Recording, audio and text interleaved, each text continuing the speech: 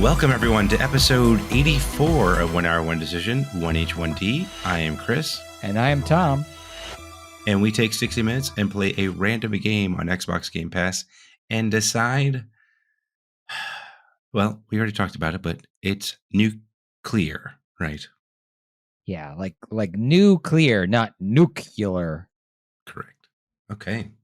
Unless you want to say nuke-ular, in which case, go ahead, but don't say it in front of us. Yeah, you'd be wrong. You'd be 100% wrong. This episode, we're going to be talking about Nuclear Throne by, I apologize by the name, Vlambeer, I believe, is the developer. Just a lamb and then a beer. Yeah. I don't know what that is, but maybe a lamb that likes beer? Who knows? This game came out back in December of 2015. I played this on the PC. It was a whopping 213.82 megabytes on the PC. Tom, what about you? That is criminal. It was 300 megabytes. Still can't figure it out, right? Still got to be 80 megs bigger on the Xbox. I don't know why. The lamb was intoxicated. That's what happened. And that's not that it matters. When we're talking about megabytes, I don't think it's that big an issue. It's true. It's true. It is a tiny game compared to a lot of the games that we've played so far. But what kind of game is this? Top-down twin stick shooter. What? Oh, yeah, I see. You'd be right. But it is a roguelike. Yes. You're not wrong. No. Oh, how I wish I was. But let's get into that game loop, though. So I'm guessing that your game loop is probably shorter than mine, isn't it? Yeah, sure. Yeah, it can be. So what's your game loop, Chris? Is it be a roguelike? Yes, it is a roguelike, but no, I actually wrote shoot stuff, get to the next level. Okay. All right. I'll raise you one. Kill enemies to clear the stage, clear stages to reach the nuclear throne. Oh. Yeah, that's accurate. And fortunately or unfortunately for me, I never got to that throne. Well, but I neither did I. Yeah. But shall we talk about what we liked about this game? Yeah. I have looks like more things that I like than you do. Maybe you should start this time. Okay. Well, I got to say I was pretty impressed with the soundtrack. Yes. I wasn't expecting it to have this kind of a soundtrack, but it was pretty good. It was very like, what was it? Now I can't even remember. I'm drawing a blank right now, but I think it was like very like metal kind of. Yes. It got you going. Yeah. The music got you going to what you were trying to do, which is, what we said, just shooting everything on the screen. High action and intense. High action, intense. And speaking of sound, the weapons themselves actually sounded really like they had impact. It was really, it was good. It was good to hear that. And like, again, for something this small, like I guess most of the megabytes were going into the audio in this game, but it felt good. It felt like they definitely had some impact, like the shotguns, the machine guns, every gun like and weapon just had a nice kick to it. So I'm happy about that. And you this is a little different from the other roguelikes that we played, because this game has, like some of the games that we've played, the character just like regenerates or like it's just like a random character, whatever it is. But in this one, you unlock multiple kinds of characters, and they all have their kinds of perks and stuff like that. And as you progress through the levels, you get perks from each of these kind of characters, and then you unlock them. I only unlocked, I think, 4. I think there's like a total of 8 characters. So, and they look pretty interesting. You start off with like a fish guy and I think a crystal person. The fish guy had like a rolling ability, and the crystal person had shield ability. Yes, thank you. So and it looked like there was co-op. So that was an interesting little twist from a roguelike that you can play this game cooperatively. Couch co-op. It is not online, from what I understand. Well, what do you want for 300 megabytes? Yeah, you're right. I'm getting a little, there's so many games on Game Pass. I'm like, oh, well, can you do this instead? What about you, Tom? What did you like about this game? I want to just agree with you 100% on the sound and the music. I thought it was banging. And I did also very much enjoy the characters. And I enjoyed that, in these kinds of games where you constantly fail, I liked that I was getting something out of it in the form of a new character. So I was, I got a little far, unlocked, died, had another character to try. Started that character, got a little bit further, died again, but now I had another character to try. So it was like, okay, like I can keep going at this with a different character, and the weapons, it's random. So I kept getting different weapons. So the combination of different characters plus different weapons allowed me to keep playing this and not feel like I'm just playing through the exact same level, dying on the exact same spot and getting frustrated. Like I wasn't really getting frustrated with my and speaking of which, the levels are randomly generated as well. So you won't play the same thing over and over again. So you have that kind of ability. You probably will die a lot though. So it's probably for the best that it's not the same levels, over and over again. I guess would that make the game easier? I guess it would, right? It would. Then you would know where everything was. Yeah. Yeah. Then it's just Mega Man, right? Yeah. Yeah. Exactly. The game is hard, but you can predict the pattern and overcome it. Yeah. True. That said, I think this game is pretty fast and easy to pick up and play. There aren't a lot of buttons, to figure out. While there's a lot of combinations of characters and weapons and things like that, they're all kind of similar, outside of the special abilities, or maybe how much health they start with or how much damage they do. But like the general gameplay is pretty straightforward. So once you're playing with one character, you kind of know how to play all the other characters. Right. And the game does a tutorial, but it does it like super quick, like no frills, really just the very basics of what you need in order to play the game. And I appreciate that. I appreciate games that don't waste my time with 40, 50 minutes of tutorial. Now, granted, I don't think that they could do that in this game, but I appreciate that didn't happen. So, yeah, I mean, again, credit to the size of the game and then what they crammed into this game. I mean, I'll give them that. It is impressive. For sure. They did quite a bit. Now, Chris, I feel like I've exhausted all my likes. Have you exhausted all of yours? I have. I think I have. Okay. So I'm going to start with my first dislike, which is accidentally killing myself. Okay? Listen. Friendly fire, nobody likes it. Get rid of it. I don't want to blast myself to smithereens. It's not fun. I know. And many barrels. I did it more than once. Grenade, right. You got the grenade launcher. You got it was terrible. It wasn't great. I'm walking through a minefield of my own creation. Yeah, it's not fair. It's like the stakes aren't high enough. They're just like, man, let's make it a little bit more difficult.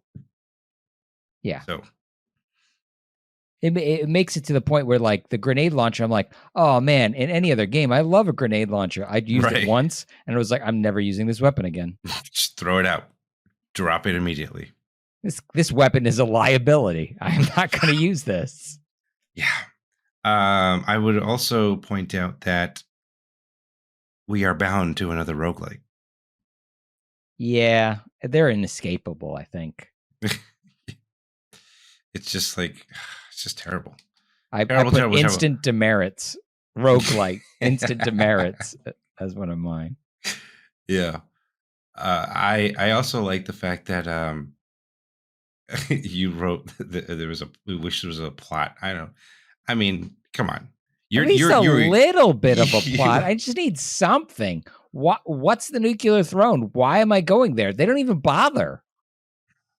There's not even 3 lines of text to say, in a dark time, you were sent here. Like most of the roguelikes we play have some thinly veiled plot. This has 0.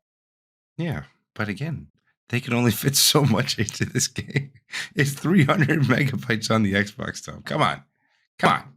They didn't need to voice act it. They could have just, True. Some zero-wing text at the beginning of the game. That's all. That's all I'm looking for. They put all the money into the music and to the gun sound effects. They didn't care about story. They're like, I don't care. Just let's try to make this an enjoyable experience. But speaking of enjoyable experiences, even though the game was frantic and like fast paced, I gotta say, my hour with this game dragged. It was incredibly, like, it was so slow.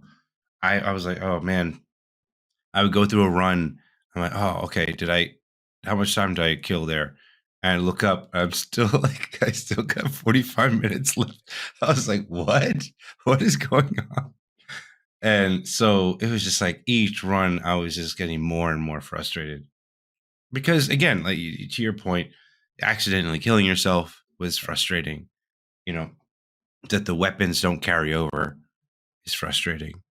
I mean, even like the fact that I don't know, like even some of the characters, like their perks or their abilities weren't great. Like the only one that the only character I used throughout the entire playthrough after I tried every one of them that I unlocked was Crystal, the shield person. Because at least I can bounce, because it can get to be like a bullet hell in that in your level, and at least if I can throw up a shield, I can bounce the stuff off of me, or at least not take damage. And it was incredibly frustrating. I like the idea of the multiple characters is great, but the perks were not so great. I liked the exploding skeleton guy. So there's like his name is like Melting or something like that. Okay. He's like a skeleton, and he has like no HP. Yes. And I tried. Yep. His special ability is that it detonates corpses. So if you can kill things, or if there are corpses on the field, you press his special ability and those all explode. So you can spray into a room, knock a couple of guys down, and then detonate your special ability, and that'll kill the rest of them. Now, does that have friendly fire? I'm not sure, but I feel like it probably does, because this game is stupid in that sense. I did die a couple of times with that character, and I was like, this guy is way too much of a glass cannon. I just can't play this. Totally. That's the thing, right? At least give him a little bit. I get it. Like in between levels, you can potentially get a perk to give him a health boost or armor boost or whatever. But there's that chance. You have to wait on that chance to get that, and it felt like a waste. I thought, even though it was a twin stick shooter, it didn't feel great playing this game on the controller. I don't know what it was. I don't know if it was like it just felt a little bit too loose or whatnot, but I don't know what you think about that. If you thought the controls were fine, like even though they're simple, but like I felt like even just pointing your gun in a particular area or direction didn't feel good. I don't know. It didn't bother me so much, but I did have a problem with the screen shake. That was like, it was very disorienting, and it made it very hard for me. Like if the screen shook, I lost my aim.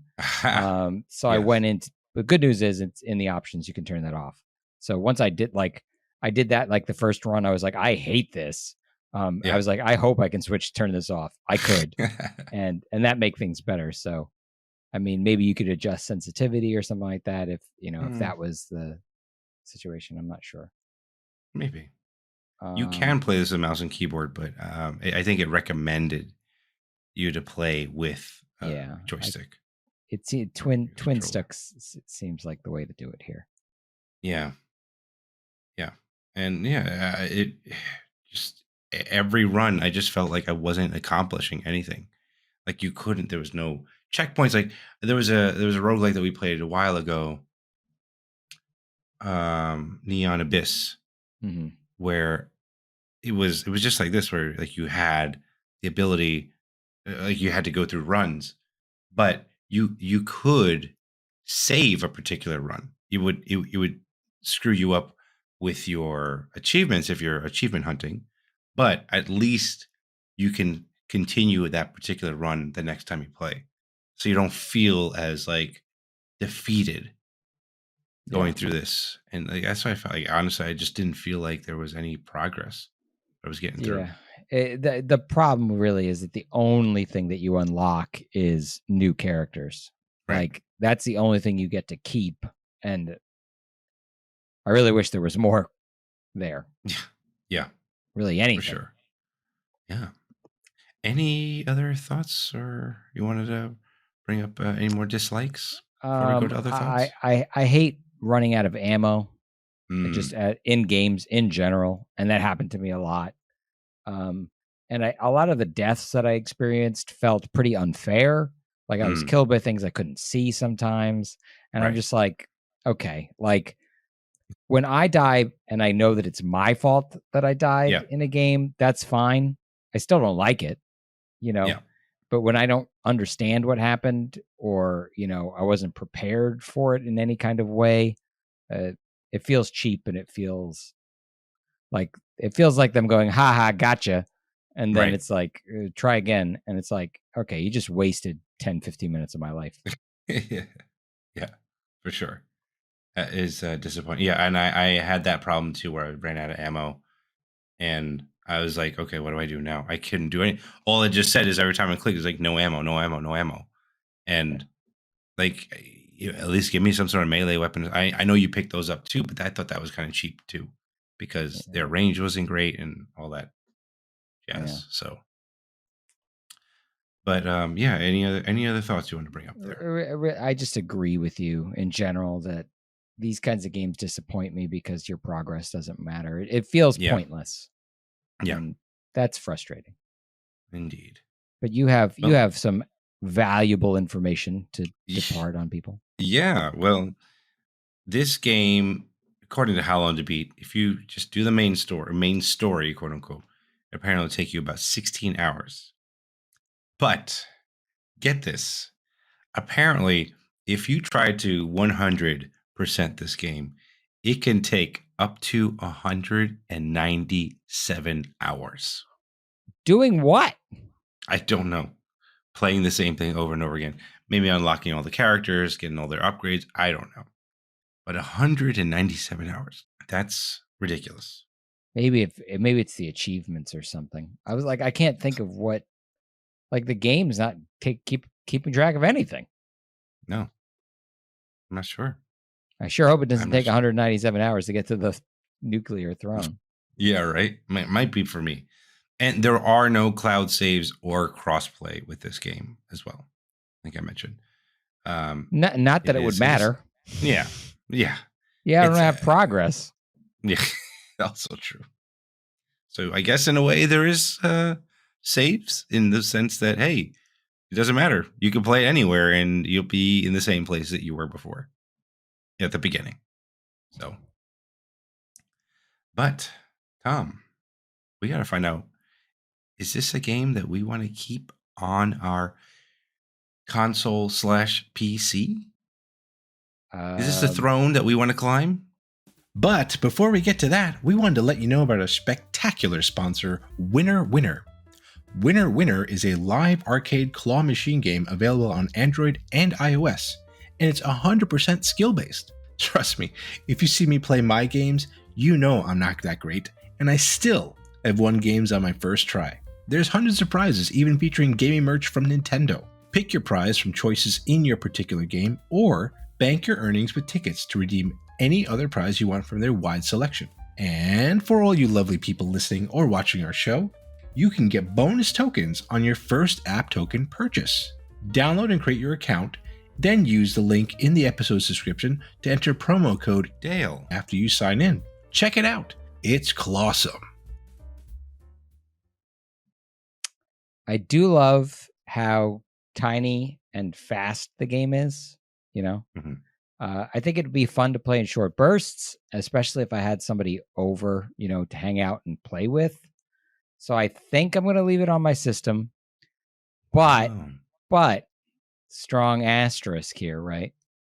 I have little confidence that I will actually play it. Like, I'm not going to remove it because why? It doesn't take up any space. And it was fun to play in kind of short bursts. I think it wore thin over the course of an hour. I agree with you.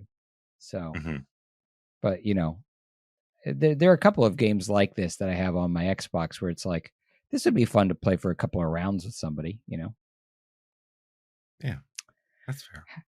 Now, Chris, I've given a pretty wordy response, and I see yours, and maybe not so much, maybe not so many words in your response. So you going to keep this? You going to trash it? What's going on, Chris? No, I'm good. I'm not playing this game anymore. I like you said, it was such a drag. I couldn't, like, the ideas initially were interesting. The music was cool, but just the fact that it was just the same thing over and over, no progress. It was really, unfortunately, a very frustrating experience for me. So I am throwing this into the sun as fast as I can. But those are our thoughts. Let us know what you think of this game. Follow us and say hello on Twitter at TC1H1D or shoot us an email at TC1H1D@outlook.com. Check out our streams on Twitch at twitch.tv/1H1D. And if you're watching this podcast on YouTube, send us a comment down below and we promise to read and respond. And hey, why not give us a suggestion on a game that we want to play next on our Game Pass subscription? That might be something to do. You know, it's fun. 1H1D is part of the QTB network. If you like gaming podcasts, be sure to check out Quit the Build, a weekly gaming news podcast. Or to see the whole lineup, check out quitthebuild.com/network. You know, Tom, they actually just did a interview with Roger. This guy was super smart. It was a 2-part interview. He was the head of Sega Institute of Technology. Like they're top tier Sega stuff in the US during the time of like Sega Sonic 3 and all that stuff, and they go through all that. And this guy did some really interesting stuff in the game industry during that time period, and you should definitely check it out. It's a good interview. And he's still doing some cool stuff too. I was a Nintendo kid, FYI. Well, Sega. Anyway, we got to find out what we're playing next, don't we, Tom? Yes, we do. All right. Well, we got our lovely surprising button ready to roll and ready to tell us what we are going to be enjoying or not enjoying next. So here we go. Only the surprise me button will tell. Yes, and it tells us that it is Naraka Blade Point. That sounds made up. Well, you know, it is a Eastern game, from that side of the world. Okay. And it looks like it's is this like a Fortnite or like a battle royale of sorts? Oh boy. We'll see. So that is it for this episode, everyone. Thank you so much for tuning in, and we will catch you on the next one. Thanks, everybody.